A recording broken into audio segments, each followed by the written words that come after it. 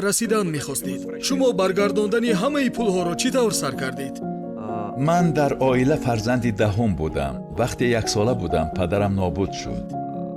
من در دهه به دنیا آمدم که آنجا همگی یک چند عائله بود. آنجا 426 خانه هست. در زندگی مادرم اولین استادم بود.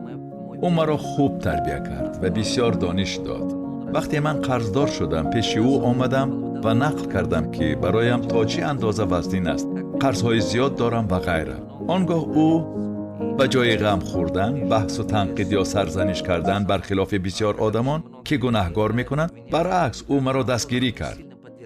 او به من چنین گفت: پسرم، من واقعا با تو فخر میکنم. من در حقیقت با تو فخر میکنم، چون که اگر حیات به تو چنین سنجش داده باشد، پس این مشکلی را حل نموده تو کسی میشوی که همیشه آرزو میکنی. تو رو و به آدمان پولهایشان را برگردان.